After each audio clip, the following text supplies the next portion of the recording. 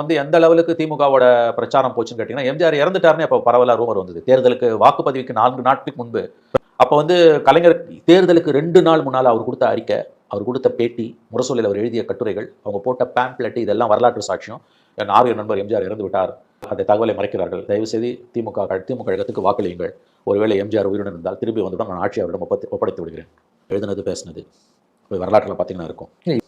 அந்த போஸ்டர்ஸ் எனக்கு இன்னமும் ஞாபகம் இருக்குது. 84 டிசம்பர். இன்ஃபேக்ட் நான் முதல்ல தேர்தல் ஒர்க் பண்ண என் ஆரிய நண்பர் எம்ஜி ராமச்சந்திரன் இறந்து விட்டார் என்று பூர்வமற்ற தகவல்கள் வருகின்றன.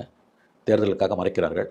தயவுசெய்து திமுக கழகத்திற்கு வாக்களிக்க வேண்டும், ஒருவேளை எம்ஜிஆர் உயிருடன் திரும்பி வந்தால் ஆட்சி அவரிடம் நான் திரும்ப கொடுத்து விடுகிறேன். இதெல்லாம் இன்னொரு கேம்பெயின் டிஎம்கே பண்ணது என்னன்னா, அப்போ ரொம்ப மைக்கை பிடிச்சிட்டு பேசிட்டு போவாங்க, போஸ்ட் ஓட்டினாங்க. தேர்தல் நெருங்க மவுத்லெஸ்ஸும் மதர்லெஸ்ஸும் சேர்ந்து வராங்க, அவங்களுக்கு ஓட்டு போடாதீங்க, திமுக ஓட்டு போடுங்க. மவுத்லெஸ் யார்? எம்ஜிஆர். பேச்சு போயிடுச்சான்.